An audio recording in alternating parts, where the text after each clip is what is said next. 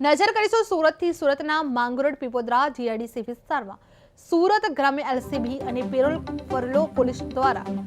સંયુક્ત ઓપરેશનમાં જુગારધામ ઝડપાયું છે, જે ગુરુકૃપા ઇન્ડસ્ટ્રીયલ એસ્ટેટમાં આવેલ હરિઓમ કોમ્પ્લેક્સના રૂમ નંબર 127માં ચાલતી જુગાર પ્રવૃત્તિમાં પોલીસે સફળતાપૂર્વક હસ્તક્ષેપ કર્યો છે, જે પોલીસ દ્વારા ઝડપી પાડવામાં આવેલા જુગારીઓની સંખ્યા 16 છે અને તેમના હાથે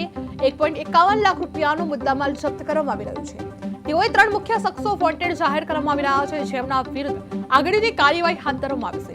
પોલીસના અધિકારીઓએ જણાવ્યું હતું કે સ્થળ પરથી ઝડપી પાડવામાં આવેલ જુગારી અને મુદ્દામાલ તરીકે કાયદેસરની કાર્યવાહી હેઠળ તજવીજ માટે સંબંધિત પોલીસે કબજે કર્યો છે, જે આ કાર્યવાહી શહેરમાં જુગાર પ્રવૃત્તિ અટકાવવા અને ગેરકાયદેસર હાંસલને રોકવા માટે મહત્વપૂર્ણ પગલું ગણાય છે, જે સ્થાનિક વહીવટી તંત્ર અને પોલીસ દ્વારા આગામી દિવસોમાં પણ શહેરમાં કોઈ પણ પ્રકારની ગેરકાયદેસર જુગાર પ્રવૃત્તિ સામે સખત ચેકિંગ ચાલુ રહેશે, જેથી નાગરિકોનું સ્વાસ્થ્ય અને શાંતિ સુરક્ષિત જોવા મળી રહેશે।